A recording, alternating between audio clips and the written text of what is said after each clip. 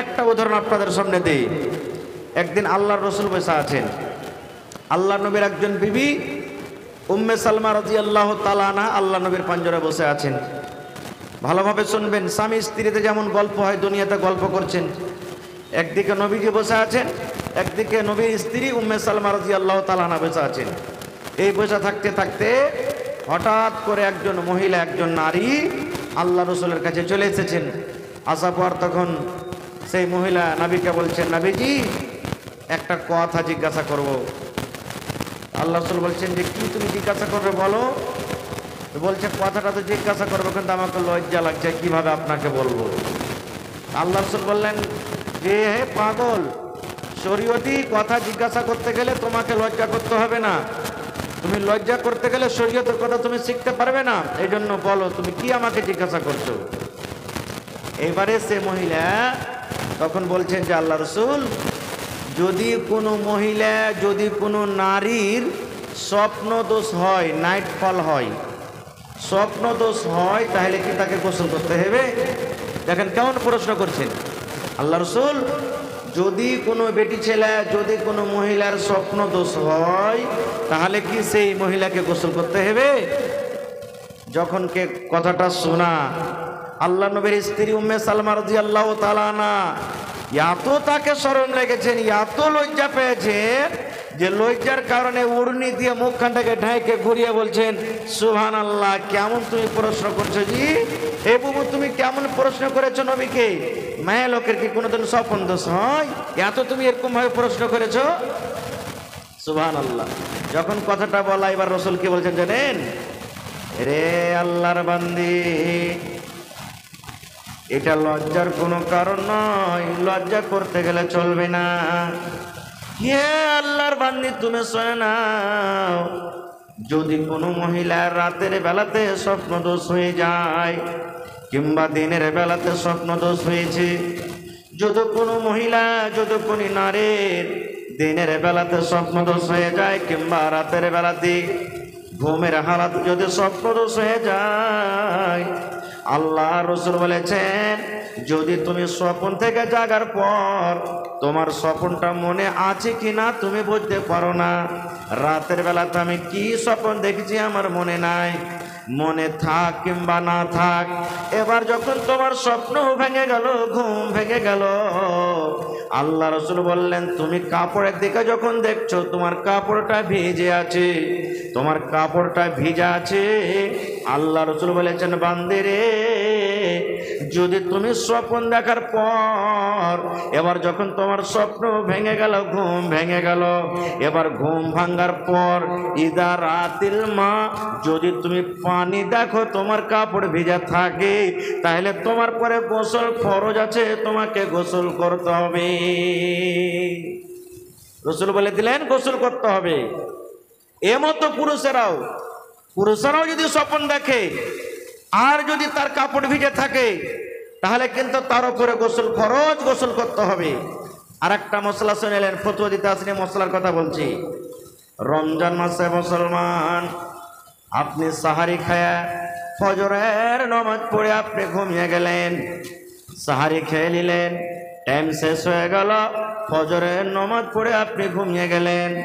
যেমন ঘুমিয়ে গেলেন, ওরে আল্লাহ, এবার ওই রোজার হালাতে, রোজা অবস্থাতে আপনার স্বপ্ন দোষ হয়ে গেল, কিংবা দিনের বেলাতে স্বপ্ন দোষ হয়ে গেল, আসরের পর ঘুমালেন স্বপ্ন দোষ হয়ে গেল, ফজরের পর ঘুমালেন স্বপ্ন দোষ হয়ে গেল, 10টা বেলার সময়তে ঘুমালেন স্বপ্ন দোষ হয়ে গেল, যে কোনো টাইমে, যে কোনো সময়তে আপনি যখন বিছানায় ঘুমালেন, এবার ঘুমের পর দেখছেন আমার লুঙ্গিটা ভিজে গেছে, আমার স্বপ্ন দোষ হয়ে গেছে, এবারে কি করতে হবে?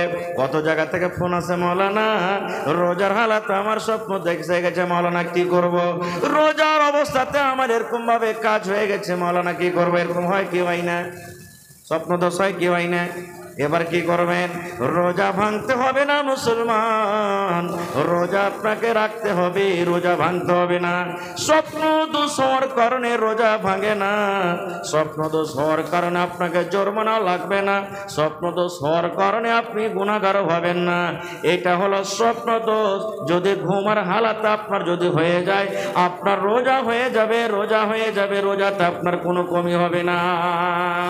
কিন্তু হ্যাঁ, এই জায়গাতে আর একটা মশলা শুনেলেন, যদি কোনো মানুষ রোজার হালাতে, রোজা অবস্থাতে যদি বেবির সাথে মিলন করে নেয়, ওটাই কথা, স্বপ্ন তো হয়ে গেল এমনি এমনি, রোজা ভাঙবে না। কিন্তু কোনো আল্লাহর বান্দা রোজার হালাতে যদি বিবির সাথে মিলন করে নেয়, রোজার হালাতে খাওয়া হারাম, রোজার হালাতে পানি পান করা হারাম, রোজার হালাতে চা খাওয়া হারাম, রোজার হালাতে শরীয়ত বিরোধী কথা বলা হারাম, রোজার হালাতে সাহারি খাওয়া থেকে নিয়ে ফজরের আজান থেকে নিয়ে এদিকে ইফতারি করা পর্যন্ত, মাগরিবের আজান দেওয়া পর্যন্ত যেগুলা হারাম জিনিস তো হারাম আছে। এবার যেগুলা হালাল জিনিস আছে, যেগুলা আল্লাহ রাব্বুল আলামিন আমাদের জন্য অন্য দিনে অন্য টাইমে হালাল করেছেন, ওই সমস্ত জিনিস কিন্তু রোজার অবস্থাতে হারাম হয়ে যায়। এখন বলেন তো, চা খাওয়া হালাল আছে না হারাম? একটু কথা বলেন। কিন্তু রোজার হালাতে, রোজার অবস্থাতে হারাম। এই মুসলমান বলেন, এখন পানি পান করা হালাল আছে না হারাম? জোরে বলেন। কিন্তু রোজার হালাতে পানি পান করা হারাম। এখন বলেন তো, আমি যদি ভাত খাই, রুটি খাই, এগুলা খাওয়া হালাল আছে না হারাম? রোজার হালাতে কিন্তু হারাম। এখন যদি আপনি যদি বাড়ি চলে যান, আর বাড়ি যাওয়ার পর যদি বিবির সাথে আপনি মিলন করেন, দিনের বেলাতে যদি মিলন করেন, আপনার জন্য হালাল আছে না হারাম? হালাল আছে। কিন্তু এই কাজটা যদি দিনের বেলাতে, রোজার হালাতে করেন, আল্লাহ রাব্বুল আলামিন তাকে হারাম করে দিয়েছেন। রোজার হালাতে মানুষ যেতে পাবে না, রোজার হালাতে মানুষ যেতে পাবে না। এবার যদি আপনারা প্রশ্ন করেন, মাওলানা, যদি রোজার হালাতে, রোজা অবস্থাতে যদি কোনো মানুষ বিবির সাথে মিলন করে নেয়, তাহলে তাকে কি জরিমানা লাগবে? তার কত বড় গুনাহ হবে, তার কত বড় পাপ হবে? আর যদি এই ধরনের কোনো গুনাহ হয়ে যায়, তাহলে এই গুনাহটা কিভাবে, কেমন করে মাফ হবে? এটা শরীয়তের কথা। শুনেন মুসলমান ভালো করে। আল্লাহর নবী একদিন বসে আছেন, আপনারা যেমন আজকে বসে বসে জালসা শুনছেন, আল্লাহর নবীর দরবারে সাহাবায়ে কেরাম বসে আছেন, আল্লাহর নবী বসে আছেন, দিনের কথা চলছে, শরীয়তের কথা চলছে। হঠাৎ করে একজন সাহাবী দৌড়াতে দৌড়াতে দৌড়াতে মজলিসে এসে হাজির। এবার রাসূলকে বলছেন, ইয়া রাসূলুল্লাহি জানাইতো, ইয়া রাসূলুল্লাহি ওয়াকাতু আলা ইমরাতি ওয়া আনা সায়েম। আল্লাহ রাসূল গো, আমার দ্বারাতে খুব বড় গুনাহ হয়েছে, পাপ হয়েছে গো নবীজি, আমি খুব একটা বড় গুনাহ করে ফেলেছি, আমার দ্বারাতে খুব একটা বড় ভুল হয়েছে। যে ভুলটা আমাকে করতে হতো না, যে ভুলটা করার জন্য আল্লাহ রাসূল নিষেধ করেছেন, কিন্তু নবী গো, আমি নিজকে থামতে না পেরে আমি একটা খুব বড় ভুল করে দিয়েছি। কি ভুল গো নবীজি? ওয়াকাতু আলা ইমরাতি, আমি নিজের বিবির উপরে সওয়ার হয়ে গেছি, মানে বিবির উপরে আমি বসে গেছি। ওয়ানা সাইমুন, আর আমি রোজার হালাতে, রোজার হালাতে নবী গো, আমার দ্বারাতে এটা ভুল হয়েছে। নিজের বিবির সাথে আমি মিলন করে নিয়েছি, নিজের বিবির সাথে আমি হামবিস্তারি করেছি, আমি নিজের বিবির সাথে সহবাস করেছি, এটা আমার দ্বারাতে ভুল হয়েছে নবী গো, ভুল হয়ে গেছে। রাসূল বলেন, ও রোজার হালাতে তোমার স্ত্রীর সাথে তুমি মিলন করেছো না? তো জি। এবারে যখন কথাটা শুনলেন, আল্লাহর নবী তিনখানা তাকে অপশন দিয়ে দিলেন। ও আমার সাহাবী, শুনে নাও, এই হাদিসটা শুধু ওই সাহাবীর জন্য নয়, কিয়ামত পর্যন্ত যত আল্লাহর বান্দা বান্দে জমিন আসবে, সকলের জন্য এটা মাসলা ফতোয়া। এই মুসলমান, যদি আপনাদের দ্বারা তো এরকম জীবনে কোনো ভুল হয়ে থাকে, আপনাকে এভাবে জরিমানা আদায় করতে হবে। যদি এই মতো জরিমানা আপনি আদায় না করেন, তাহলে হতে পারে কিয়ামতের দিন আল্লাহর দরবারে আপনাকে ধরা পড়ে যাবেন। কিয়ামতের দিন আল্লাহর দরবারে হিসাবের কাঠ ঘরাতে দাঁড় করে আল্লাহ হিসাব নেবেন। কি জরিমানা? আল্লাহ রাসূল তাকে বললেন, সাহাবী রে, তুমি যে ভুল করেছো রে বাবা, তোমার দ্বারাতে যে গুনাহটা হয়েছে, এই গুনাহটা অতক্ষণ পর্যন্ত আল্লাহ রাব্বুল আলামিন ক্ষমা করবেন না। তোমার এই গুনাহটা অতক্ষণ মাফ হবে না যতক্ষণ পর্যন্ত তুমি জরিমানা আদায় না করবে, যতক্ষণ পর্যন্ত তুমি কাফারা না দিবে, যতক্ষণ পর্যন্ত তুমি জরিমানা না দিবে, যতক্ষণ পর্যন্ত তুমি কাফারা না দিবে, অতক্ষণ পর্যন্ত তোমার এই গুনাহটাকে আল্লাহ রাব্বুল আলামিন মাফ করবেন না। যে সাহাবী বলছেন, ইয়া রাসূলুল্লাহ, আল্লাহ রাসূল গো, কাফারা কি আমাকে লাগবে, জরিমানা কি লাগবে, একটু দয়া করে বলেন। আল্লাহ রাসূল বললেন, সাহাবী রে, যাও তুমি বাড়িতে চলে যাও। এই রোজার হালাতে তুমি যে তোমার বিবির সাথে তুমি মিলন করেছো, রোজার হালাতে তুমি তোমার স্ত্রীর সাথে যে মিলন করেছো, এই গুনাহটা মাফ করতে গেলে তোমাকে এক টানাতে 2 মাস রোজা রাখতে হবে। কতদিন? কতদিন রোজা রাখতে হবে? জোরে বলেন। সেই সাহাবী যখন শুনলেন, আল্লাহ রাসূল বললেন, সাহাবী রে, তুমি রোজার হালাতে ভুল করেছো, রোজা হালাতে তোমার বিবির সাথে তুমি মিলন করেছো। এই ভুলটা যদি মাফ করতে চাও, তুমি বাড়িতে চলে যাও, এক টানাতে এক লাগাতারে তোমাকে 60টা রোজা রাখতে হবে, তোমাকে 2 মাসের রোজা রাখতে হবে। যদি তুমি 2 মাসের রোজা না রাখো, তাহলে আল্লাহ রাব্বুল আলামিন তোমার এই গুনাহটাকে মাফ করবেন না। যখন কথাটা বলা, সেই সাহাবী তখন বলছেন, হুজুর, 1 মাস রোজা করতে যায় ব্যাপারটা এরকম ভুল করে বসে আছি, আর 2 মাসের রোজা কেমন করে করবো, এটা সম্ভব নয়, না পারবো না। এটা 1 মাস রোজা করতে গিয়ে মনটাকে থামতে পারলাম না, এরকম ভুল কাজ করে বসে আছি, আর 2 মাস রোজা কেমন করে করবো, না, এটা আমার দ্বারাতে সম্ভব নয়, এটা পারবো না। আল্লাহ রাসূল বলছেন, পারবে না, না তো না।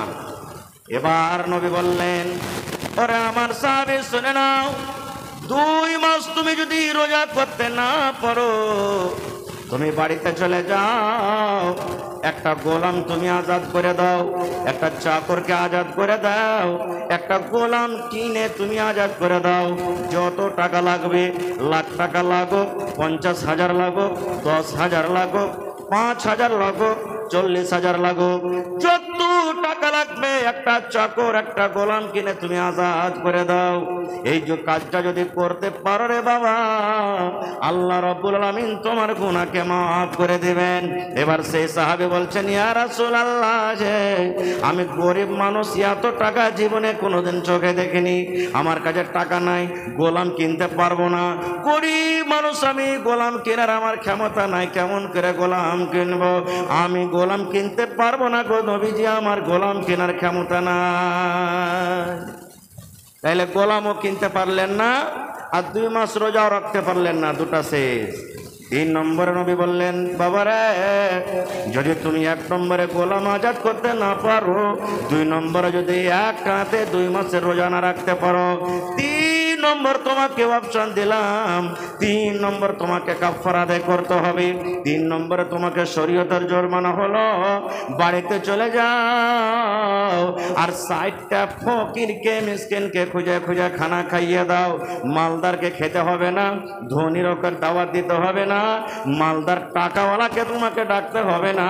যারা সমাজের মধ্যে যারা মিসকিন, সমাজের মধ্যে যারা মিসকিন, সমাজের মধ্যে যারা ফকির, ওই সমস্ত মিসকিনকে ডেকে ডেকে ডেকে 60টা মিসকিনকে তুমি খানা খাইয়ে দাও।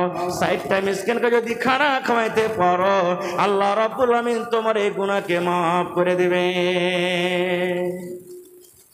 তখন সেই সাহাবী বলছেন, হুজুর, কদিন থেকে নিজেই খাইতে পাইনি, তো কাকে খাওয়াবো? কি বলছেন? হাদিসের কথা, গল্প নয়। কি বলছে? নিজেরই পেটে দানা নাই নবী সাহেব, কাকে খাওয়াবো? এটাও আমার সম্ভব নেই, পারবো না। তাহলে গোলামও আজাদ করা হলো না, 2 নম্বরে রোজাও করা হলো না, 3 নম্বরকে মিসকিনকে খাওয়ার দেওয়া হলো না। এবার কি হবে? বসে আছেন, বাবা চিন্তা করছেন, আল্লাহ কি হবে? ইতিমধ্যে হঠাৎ করে একজন সাহাবী 1 বস্তা খাজুর, 1 বোঝা খাজুর, 1 বোরা খাজুর আল্লাহ নবীর দরবারে হাজির করে দিয়েছেন।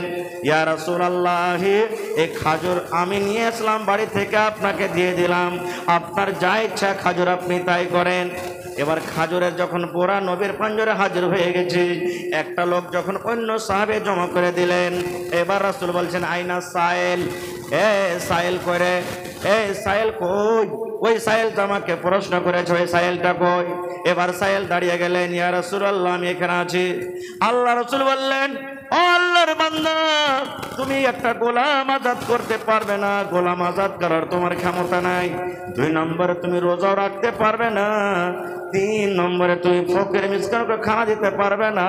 তাহলে বাবারে, এই 1 বস্তা খাজুর তোমাকে আমি দিলাম, এই 1 বস্তা খাজুর তুমি নিয়ে চলে যাও, আর ফকিরকে খুঁজে খুঁজে 60টা ফকিরকে মিসকিনকে তুমি খানাটা দিয়ে দাও, 60টা ফকির মিসকিনের মধ্যে খাজুরটা তুমি বেটে দাও। যাও, এই যে 1 পোড়া খাজুর আছে, অমুক সাহাবী এনেছে, তুমি এই খাজুর কটা নিয়ে যাও, আর নিয়ে যেয়ে তুমি 60টা ফকির মিসকিনকে তুমি বেটে দিবে, যাও। যখন এই কথাটা বলেছেন, তখন সেই সাহাবী কি বলছেন জানেন? আল্লাহর নবী গো, আপনি ফকিরকে বাঁটতে বললেন, আপনি মিসকিনকে বাঁটতে বললেন, মিসকিনকে বাঁটতে হবে, মিসকিনকে আপনি বাঁটতে বললেন। আল্লাহর নবী গো, আমি আল্লাহর কসম করে বলি, আমার মনে হয় এই মোটা মদিনার যদি গ্রামে গ্রামে বাড়িতে বাড়িতে খোঁজলো হয়, তাহলে আমার থেকে মনে হয় মদিনাতে আর কোনো গরিব নাই। সব থেকে আমি বড় গরিব, সব থেকে আমি বড় মিসকিন ফকির, আমার থেকে বড় আর গরিব কেউ নাই। তাহলে এবার বলেন, আপনি তো গরিবকে বাঁটতে বললেন, আর আমার থেকে গরিব বেশি কেউ নাই, তো আমি কাকে বাঁটবো নবী? এবার আপনি ফয়সালা করেন, কাকে বাঁটবো আমি? যখন কথাটা বলা, রাসূল মুচকি মেরে একটু হাসলেন, ওর কথাটা শুনে মুচকি মেরে হাসলেন। হাসার পর বললেন, যাও যাও যাও যাও যাও, তোমার ছেলে মেয়ে তুমি খাবে, যাও যাও যাও যাও, তুমি যাও, তোমার ছেলে মেয়ে খাবে। তাহলে ভাই, এখানে আজকে একটা হাদিস শিখলেন, রমজানে রোজার হালাতে যদি স্বপ্নদোষ হয়ে যায়, এমনি স্বপ্নদোষ হয়ে গেল, তাহলে আপনার রোজাটাকে ভাঙতে হবে না, রোজা আপনি রেখে নেবেন, রোজা হয়ে যাবে। ওই হালাতি যদি মানুষ নিজে নিজে যদি এরকমভাবে কোনো কাজ করে, বা নিজের মনে যদি রোজার হালাতে বিবির সাথে মিলন করে লাই, তাহলে কিন্তু ওই জায়গাতে গুনাহ হয়ে গেল, আর সেই গুনাহ মাফ করতে হবে। রোজা তো করতে হবে পরে, এবার এই গুনাহটা মাফ করতে গেলে 3খানা জরিমানা। 1 নম্বর গোলাম আজাদ করো, গোলাম তো এখন এই জমানাতে পাওয়া যায় না, ওইটাকে বাদ দিয়ে দেন। 2 নম্বরে রোজা, 2 মাস রোজা করতে হবে, তাহলে গুনাহটা মাফ হবে। আর যদি এটাও না পারেন, তো 60টা মিসকিনকে আপনাকে খানা খাওয়াইতে হবে, তাহলে আল্লাহ আপনার গুনাহকে মাফ করবেন। একটা শিখে নিলেন, আর একটু আগে চলেন। আল্লাহ রাসূল বলেছেন, যখন তুমি বাড়িতে ওযু করবে, ভাত রান্না করবে, ভাত তুলে মুখে দিবে, রুটি যখন খাবে, ভাজা যখন খাবে, আল্লাহ রাসূল বলেছেন বিসমিল্লাহ বলে তুমি খাবে। কি পড়বে? জোরে বলেন, আরো জোরে বলেন। বিসমিল্লাহ বলতে হবে। ওযু করতে বসলেন, বিসমিল্লাহ পড়তে হবে। মায়েরা খালারা বাড়িতে বাচ্চাকে দুধ পান করাবে, বাচ্চা তো কথা বলতে পারবে না, আমার মায়েরা খালারা বিসমিল্লাহ বলে বাচ্চাকে দুধ পান করাবে। মায়েরা ভাত রান্নে বসবে, বাড়িতে বিসমিল্লাহ বলবে, রুটি বানাইতে বসবে, বিসমিল্লাহ বলবে। মায়েরা খালারা বাড়িতে তরকারি কাটতে বসবে, বিসমিল্লাহ বলবে। আল্লাহ রাসূল বলেছেন, উম্মত রে, নর হোক কিংবা নারী হোক, যখন বাড়িতে ওযু করতে বসবে নামাজের জন্য, তখন বিসমিল্লাহ বলতে হবে। আর যখন লেখাপড়া করতে বসবে, তখন গোটা বিসমিল্লাহির রহমানির রহিম পড়িতে হবে। দুনিয়ার সব কাজে বিসমিল্লাহ, আর লেখাপড়া করতে বসবেন তখন কিন্তু শুধু বিসমিল্লাহির রহমানির রহিম পড়িতে হবে। কত ভাইকে দেখবেন ওযু করতে বসবে, একবার খুব হাইন ঠেকেরা কইবে বিসমিল্লাহির রহমানির রহিম। জি না, শুধু বিসমিল্লাহ পড়বেন। লেখা পড়তে করতে গিয়ে বিসমিল্লাহির রহমানির পড়তেন। এর প্রমাণ একটা হাদিস কোরআন থেকে আপনারাকে বলি। সুলাইমান নবীর নাম শুনেছেন আপনারা? নাম শুনেছেন? জোরে বলেন না, নাম শুনেছেন? জি, সুলাইমান নবীকে আল্লাহ তাবারক ওয়া তাআলা এত পাওয়ার দিয়েছিলেন, পাখি, এই যে পাখি, ছাগল, বকরি, বিচ্ছু, পোকা, পাখি, দুনিয়াতে যত কিছু জীবজন্তু সবারই ভাষা বুঝতে পারেন। আজকে ছাগল ম্যাঁ করে ভ্যাঁবাই নাকি? আমরা মনে করি ভ্যাঁ করে ভ্যাঁবাইলে। মুরগাকে কুকুরু কোক করে বাঁক দেয় নাকি? হ্যাঁ, তো ওই ভাষাতে কি বলছে? ভোরবেলাতে দেখবেন সড়ককে কুচুর মুচুর করে কথা বলে না? আমরা হয়তো বলছি যে টেরকে ভাষা, কিন্তু সুলেমান নবী জানতে পারতেন কি বলছে। লম্বা ঘটনা ছোট্ট করে বলছে, এক দু মিনিটে বলছি পারছি, আমার হাতে চলে এসছে ভাই। তো সুলেমান নবী লাই লস্করকে নিয়ে চলে ইচ্ছেন একদিন দোয়া করবেন, কাহাত সালি পড়ে গেছে, দোয়া করবেন আল্লাহর কাছে যে আল্লাহ তুমি মেঘ দাও, পানি দাও। চলে ইচ্ছেন কোরআনে একটা সূরা আছে সূরাতুন নামাল, কোরআনে একটা সূরা আছে সূরাতুন, জোরে বলেন সূরাতুন নামাল। নামালাতুন মানে চিউটি, পিপিলিকা, পিঁপড়া যাকে আমরা বলি। ওই কথা, ওই কোরআনে পিঁপড়ার একটা ঘটনা আছে, কথা আছে, এই জন্য আল্লাহ সূরাটার নাম সূরাতুন নামাল দিয়েছেন। তো সুলেমান নবী লাইলাস করলে চলিচ্ছেন একদিন, যেতে আছেন। এবার ধরেন হাজার লাখের হিসাবে জামাত দিচ্ছে। আচ্ছা বলেন, আমরা যখন রাস্তাতে হাঁটছি, জালসা শুনতে এসেছি, জালসা শুনতে যাচ্ছি, মসজিদে যাচ্ছি, বাড়ি যাচ্ছি, বাজার যাচ্ছি, তো আমরা পোক পাখালি, জীব জন্তু, ছাগল বকরি, মানুষজন বাঁচিয়ে চলি, কিন্তু কোনোদিন পিঁপড়ায় বাঁচিয়ে চলেছি? এই গাড়িখানটা ভালো করে সিটে মারবে না পিঁপড়াটা ডলে যাবে, এরকম বলেছি?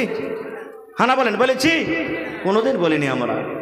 তো সুলেমান নবী চলিচ্ছেন, আর এক পিপিলিকা, পিঁপড়ার যে সর্দার, মালিক, মুখিয়া, নেতা যে আছে, ও অন্য পিঁপড়াকে বলছেন, রে পিঁপড়ার দল, তাড়াতাড়ি করে তো সান্ধ্যা, খালের ভিতরে সান্ধ্যা, না হলে সুলেমান নবী ওর লস্কর যে আসছে না, বেখেয়ালিতে থাকবে আর তোরাকে কুচিলে চলে যাবে। পিঁপড়ার কথাটা সত্য না মিথ্যা? জোরে বলেন, পিঁপড়ার কথাটা সত্য না মিথ্যা? কোরআনের কথা বলছে, কোনো মিথ্যা নয়। পিঁপড়াটা কি বলছে নিজের কমকে, পিঁপড়ার জামাত, পিঁপড়ার দল, তাড়াতাড়ি করে নিজের খালে তোরা ঢুক, না তো সুলেমান নবী ওর কম আসছে, একবারে বেখেয়ালি থাকবে, কুচিলে চলে যাবে, তোমরাকে কিচ্ছু খুঁজে পাওয়া যাবে না। সুলেমান নবী মুচকি মেরে এসে বলছেন, এই দাঁড়াও, আর আগে বেড়বে না, খবরদার কেউ আগে বেড়বে না, ওখানে দাঁড়িয়ে গেলেন। কারণ ওই পিপিলিকার কথা বুঝে নিলেন সুলেমান নবী বুঝে নিলেন যে আমাকে দেখে কত ভয় পেয়েছে তারা, আমার কমকে দেখে, আমার সৈনিককে দেখে, যে নিজের কমকে বলছে তোরা খালে ঢোক না তো ডুবে যাবি, শেষ কথা আমি ওদিকে যাবো না। এবারে সুলেমান নবী হাজিরি নিতে শুরু করলেন। আজকে মাদ্রাসাতে, স্কুলে যখন ছেলেমেয়েরা পড়ালেখা করে, মাস্টার মৌলানারা, মৌলভী সাহেবেরা হাজিরি লেখিলেন না বাচ্চারকে। আপনি দিল্লি পাঞ্জাব খাটতে গেলেন, যে স্যাট থাকে, সভারের মালিক থাকে, দফাদার না কি বলে ওকে, হ্যাঁ দফাদার, হাজিরি লেখিলেন যে আমার 15টা সাথে লোক এসেছে, কয়টা আছে কয়টা নাই। তো সুলেমান নবী হাজিরি নিতে লাগলেন। হাজিরি নিতে একটা পাখি কিন্তু গায়েব আছে, পাখিটার কিন্তু কোনো খবর নাই, পাখিকে দেখতে পাওয়া যায় না। আচ্ছা, সূরাতুন নামাল যদি কেউ পড়ে থাকেন, আপনারা সামনে থেকে বলছি, বলেন তো সেই পাখিটাতে আল্লাহ কোরআনে কি নাম দিয়েছে? জোরে বলেন। হায় আল্লাহ, এখানে যদি আমি বলি যে অমুক ভোজপুরি ফিল্মে কয়টা আছে যে গান, একবারে মাথাতে হাত দিয়ে পট করে বলে দেবে কলকটের মতন করে। দেখবেন সূরাতুন নামালে আল্লাহ বলছেন ওই পাখিটার নাম হলো হুদহুদ পাখি। পাখিটার নাম কি? জোরে বলেন, শিখেলেন পাখিটার নাম কি? হ্যাঁ, যারা বুড়া বুজুর্গ আপনারা শিখেলেন, এটাকে সওয়াল হলো। কোনো বেটা ছেলেকে দেখতে যাবে না, এই পড়ালেখা করেছি, কোরআন পড়েছ না তো? হ্যাঁ, কোরআনের ভিতরে কোন একটা পাখির নাম আছে বলো তো সূরাতুন নামালে? হ্যাঁ, হুদহুদ পাখির নাম। হুদহুদ পাখিকে কিন্তু দেখতে পাওয়া যায় না।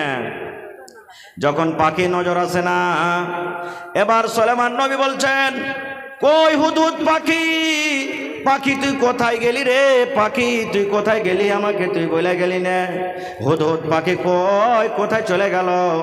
এবার সুলেমান নবী কসম খেয়ে বলছেন, এরা হুদহুদ পাখি তুই শুনেলে, যদি তুই ভালো খবর আমার কাছে আনতে পারলে তোকে রেহাই করব, যদি ভালো মতন সত্য খবর যদি আমার কাছে আনতে পারিস তোকে ছেড়ে দেব, আর যদি তুই ভালো খবর আমার কাছে আনতে না পারিস তাহলে তুই আমাকে ফাঁকি দিলে, আর ফাঁকি দেওয়ার সাজা তোকে আমি খুব কঠোর সাজা দেব, আর না তো তোকে দুনিয়া থেকে আমি বিদায় করে দেব, তোকে কাতাল করে দেব। বলছে পাখি তুই কোন জায়গাতে আছিস শুন, ভালো মতন যদি খবর আনতে পারিস তো ঠিক আছে, আর যদি ভালো খবর আনতে না পারিস, বাহানা দিস, আমাকে ফাঁকে দিস, তাহলে তোকে আমি কঠোর সাজা দেব, আর না হইলে তোকে জবাই করে দেব। একবারে সুলেমান নবী বলে দিলেন। এই করতে করতে হুদহুদ পাখি এসে হাজির হয়ে গেল, মজলিসে হাজির হয়ে গেল। যখন হাজির হয়ে যাওয়া, এবার সুলেমান নবী বলছেন, হুদহুদ তুই কোথায় গেছিলি বল, আমাকে না জানিয়ে তুই কোথায় গেছিলি বল, বল হুদহুদ তুই কোথায় গেছিলি, বল রে হুদহুদ কোথায় গেছিলি, কোন কারণে কোন জায়গাতে গেছিলি? এবার হুদহুদ পাখি নিজের ভাষাতে সুলেমান নবীকে বলতে লাগলেন। এবার বলেন সেই পাখির ভাষা সুলেমান নবী বুঝতে পারবেন না পারবেন না? জোরে বলেন পারবেন না পারবেন না? কেন পারবেন? আল্লাহ পাখির ভাষা শোনার বোঝার জন্য সুলেমান নবীকে আল্লাহ মুজিজা দিয়েছিলেন।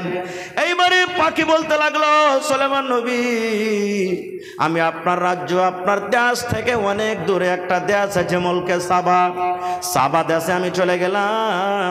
ওরে আল্লাহ, ওই সাবা দেশের মালিক, সাবা রাজ্যর মালিক, ওইখানকার যে সর্দার, ওইখানকার যে মুখিয়া কিংবা ওইখানকার যে রাজা, ওখানকার রাজা ওইটা পুরুষ নয়, সেটা হলো একজন মহিলা। তার নাম বিভিন্ন নাম দিয়েছে, তার মধ্যে একটা নাম দিয়েছে ওই রাজ্যের মালিক হলো কে? বিলকিস, তার নাম বিলকিস। বিলকিস মুলকে সাবার মালিক। আজকে যেমন আমাদের বিহারের মালিক হলো কে? শ্রী নীতিশ কুমার নাকি? তো বলছে ওই দেশের রাজা হলেন কে? মহিলা একটা বিলকিস। কিন্তু বাদশা শোনেন, সুলেমান নবী আর একটা শোনেন, মহিলা তো ওই দেশের রাজা, ওই দেশের বাদশা, কিন্তু সাথে সাথে আল্লাহর পূজা করে না, আল্লাহকে মানে না। সেই চাঁদকে আল্লাহ মানে, সূর্যকে আল্লাহ মানে, আসমানকে আল্লাহ মানে, পাথরের পূজা করে, আল্লাহর পূজা করে না, গায়রুল্লাহর পূজা করে। আমি নিজের চোখে দেখে বুঝে এলাম। এবার যখন কথাটা বলে দেওয়া, ওরে আল্লাহ, সুলেমান নবী তখন বলছেন, পাখি রে কি বলছিস রে পাখি, হুদু তুই ভালো করে বল। বলছে হ্যাঁ জাহাপানা, আমি এটা চোখে দেখাইলাম। সুলেমান নবী আমি নিজের চোখে দেখাইলাম যে ওই মুলকে সাবার মালিক, মুলকে সাবার বাদশাহ হলো বিবি বিলকিস, ওখানকার মহিলা। আর ওই মহিলা আল্লাহকে মানে না, ওই মহিলা আল্লাহর পূজা করে না, গায়রুল্লাহর পূজা করে। যখন বলছেন যে তুই ঠিক বলছিস না, তো হ্যাঁ বলছে, আর প্রমাণ তোকে দিতে হবে। বলছে হ্যাঁ দিয়ে দিব। বলছে কি? টাকা চিঠি নিয়ে যা। ইসলামের কতখানি কাজ করছে ভাই মুসলমান দেখেন। সুলেমান নবী বলছেন তোকে চিঠি লিখে দিব, তুই নিয়ে যেতে পারবি? বলছে হ্যাঁ চলে যাব। বলছে ঠিক আছে যা। এবার সুলেমান নবী চিঠি লিখতে লাগলেন। চিঠি লেখো, ইন্নাহু মিন সুলাইমানা ওয়া ইন্নাহু বিসমিল্লাহির রহমানির রহিম। গোটা কোরআন মাজিদ খুলে দেখবেন, গোটা কোরআনের শুরুতে প্রথমে বিসমিল্লাহ, বিসমিল্লাহির রহমানির রহিম লেখা আছে, বিসমিল্লাহির রহমানির রহিম লেখা আছে, বিসমিল্লাহির রহমানির রহিম লেখা আছে। কিন্তু সূরাতুন নামলে দেখবেন ওই সূরার ভিতরে দুটা বিসমিল্লাহির রহমানির রহিম আছে।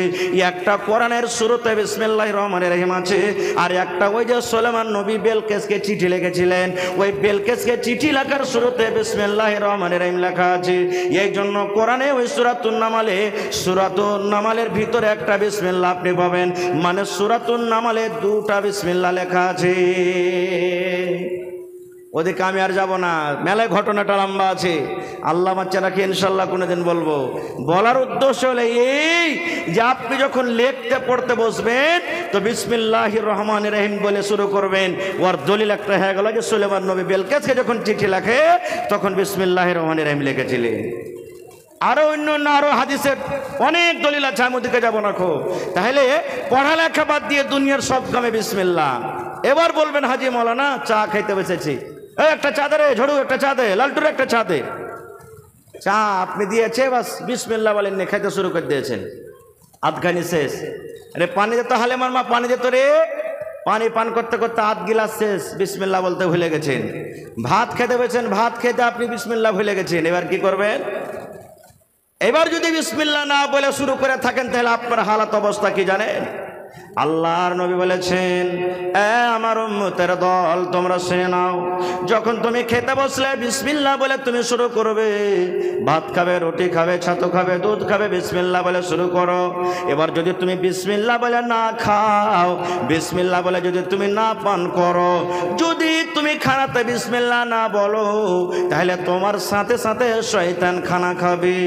আপনারা জানেন আমার সাথে একটা বাচ্চা খেতে বসেছে। এবার বলেন দুই বন্ধু একসাথে খেতে বসেছেন। এবার খেতে খেতে একটা বন্ধু খেতে খেতে হঠাৎ করে থালাতে খাওয়া গলা উল্টি করে দিলে, বলেন আপনার মনটা খারাপ হবে না? হবে না? হবে না? হবে না?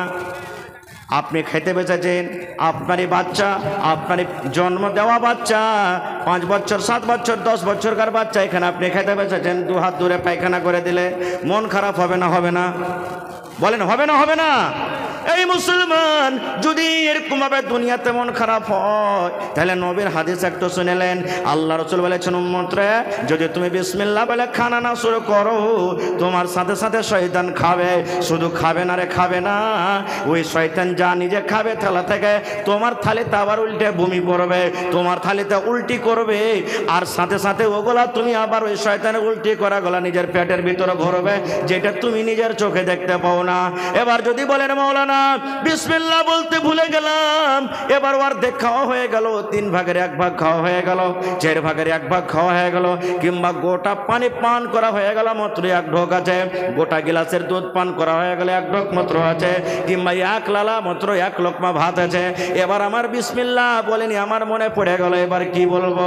আল্লাহ রাসূল বলেছেন, উম্মতরে, তুমি যদি বিসমিল্লাহ বলে খেতে বসেছো, আলহামদুলিল্লাহ। আর যদি তুমি বিসমিল্লাহ বলে খেতে বসনি, তুমি ভুলে গেছো, যদি খাওয়ার মধ্যখানে কিংবা শেষের দিকে তোমার যদি মনে চলে এলো আমি বিসমিল্লাহ বলতে ভুলে গেছি, রাসূল বলেছেন তুমি বিসমিল্লাহি আউয়ালুহু ওয়া আখিরুহু, তুমি এই দোয়াটা পড়ে নাও, বিসমিল্লাহি আউয়ালুহু ওয়া আখিরুহু। এই দোয়াটা যদি তুমি পড়ো, তাহলে তোমার সাথে সাথে যেগুলা শয়তান খেয়েছে, তোমার থালের বাইরে সে উল্টি করে তোমার থালি থেকে সে হটে যাবে। নারে তাকবীর। ভাই আমার, তাহলে আর একটা হাদিসের কথা বলে দিই, বাঁ হাতে খাওয়া কার কাজ? বাঁ হাতে খাওয়া কার কাজ? শয়তানের কাজ। কিন্তু কত ভাইকে দেখবেন চকে ইট ভাট্টি মুখে লিয়ে টানবে। ইট ভাট্টি বুঝেন তো? বুঝেন? বিড়ি সিগারেট, হ্যাঁ, মুখ দিয়ে টানবে, একবার ধোঁ ধোঁ ধোঁ ধোঁ করে বাড়াইবে। এক তো বিড়ি সিগারেট খাওয়া জানতে পারছেন শরীয়ত বিরোধী কাজ, হারাম, ওপর থেকে বাঁ হাতে খাইবে, আরো হারাম। কত ভাইকে দেখবেন স্টাইল করে চা যে খাইবে, ডাইন হাতে চা খাইবে না, বাঁ হাতে খাইছে চা। এগুলা শয়তানের কাজ ভাই। বলার আশা ছিল ইনশাল্লাহ বলবো, কিন্তু ভাই আমাকে একটু লাইনটা এখানে ক্রসিং করতে হবে। আল্লাহ বাচ্চা রাখি, ইনশাল্লাহ বেছে নিয়ে কোনোদিন আলোচনা করব। তবে ভাই আজকে অনেক কথা আপনারা শুনতে পাইলেন। আজকে এই মাদ্রাসাতে আপনার ছেলেরা, আপনার মেয়েরা পড়িতে আসছে, তারা দিন শিখছে, দুনিয়া শিখছে। আজকে যদি মাদ্রাসাটা না থাকতো, আপনারা জালসা শুনতে আসতেন? জালসা হইতো মাদ্রাসাতে? জীবনে হইতো না খো। আর জালসা না হলে আপনারা এতটি কথা শুনতে পেতেন না, না আমি এতটি কথা আপনাদের সামনে বলতে পেতাম না, আমার ভাইয়েরা নানারা এসেছেন তারাও আপনার সামনে কোনো কথা বলতো। তো ভাই আমার, আজকে এই মাদ্রাসা চালাইতে গেলে এই মাদ্রাসার সরকার, মাদ্রাসার মালিক, মাদ্রাসার গার্জিয়ান হলেন আপনারা। এই মাদ্রাসাতে সরকারি কোনো মদত, সরকারি কোনো সহযোগিতা আসে না। তো ভাই আমি আপনাদের আর সময় নিব না, কমিটির লোককে বলবো মা খালাকে পিন্ডালে চাদর দিয়ে পাঠান তাড়াতাড়ি করে, মা খালাকে পিন্ডালে চাদর দিয়ে পাঠান তাড়াতাড়ি করে। এবং আজকে 1 টাকা দেবেন, 1 টাকা নিব এই মাদ্রাসার জন্য। দেখি কোনো আল্লাহর বান্দা আছেন, একটা লোক 20,000 টাকা দিতে পারবেন, একটা লোক 15,000 টাকা দিতে পারবেন, কোনো এই মাদ্রাসার জন্য একটা লোক আছেন 10,000 দিতে পারবেন, এবং 5টা লোক 10টা লোক আমি দেখব 5,000 5,000 5,000 করে দিতে পারবেন। এবং 30 পারা কোরআন 1,000 2,000 1,000 2,000 করে দেখি কোন আল্লাহর বান্দা আছেন 30 জন দিতে পারবেন। তা আসেন তো দেখি। সর্বপ্রথম কোনো আমার ভাই, কোনো আমার মা, কোনো আমার খালা, কোনো আমার দাদি নানি এমন আছেন আজকে এই বাড়িঘাট মাদ্রাসার জন্য 10,000 টাকা একটা লোক দিতে পারবেন, 5,000 টাকা একটা লোক দিতে পারবেন।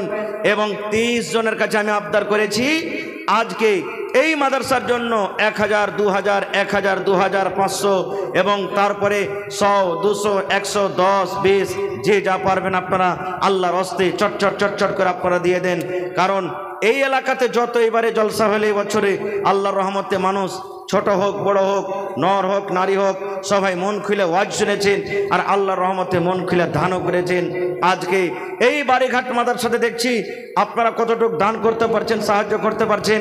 আপনি দুনিয়া থেকে চলে যাবেন, এই মাদ্রাসা কায়েম থাকবে যতদিন বাচ্চারা মাদ্রাসাতে পড়ালেখা করবে। এই নেকিটা আপনার কবরে আল্লাহ রাব্বুল আলামিন অনলাইন পৌঁছাতে থাকবেন, যেতে থাকবে। মায়েরা খালারা, আজকে আপনাদের পিন্ডালে চাদর নিয়ে গেছে মনে হয়, চাদর ভর্তি করে করে দান দেন। কারণ মা খালারা খুব মন দিয়ে দিয়ে বেশি বেশি করে দান করে।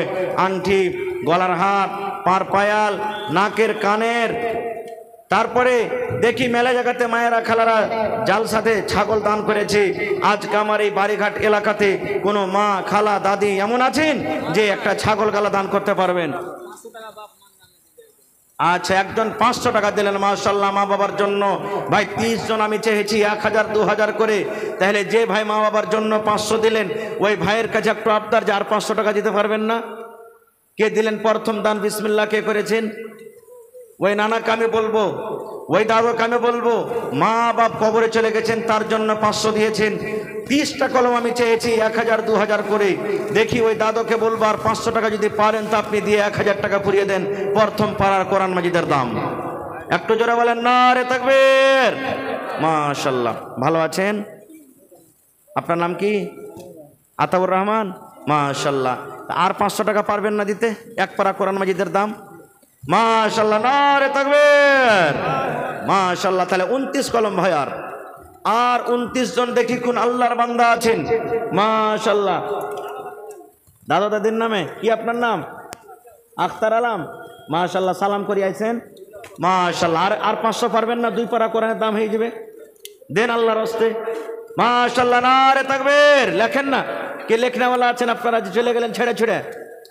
হ্যাঁ আল্লাহ, স্টেজে মেন টাইম খানে সব স্টেজ খালি। হ্যাঁ লেখেন, আতাউর রহমান সাহেব নানা আমার 500, এদিকে আখতার আলম সাহেব 500, 1000 পুড়িয়ে দিলেন। মাশাআল্লাহ। তারপরে আমার একজন ভাই 100 টাকা দান করেছেন, 2 পারা কোরআন মাজিদের দাম হয়ে গেল। কি আপনার নাম? না শামীম আক্তার ভাই। মাশাআল্লাহ। আর 500 টাকা পারবেন না? আগে দিয়েছেন। আচ্ছা, আমার হাতে দিয়ে দিন 1 পারা কোরআন মাজিদের দাম। আল্লাহ ভালো রাখবেন।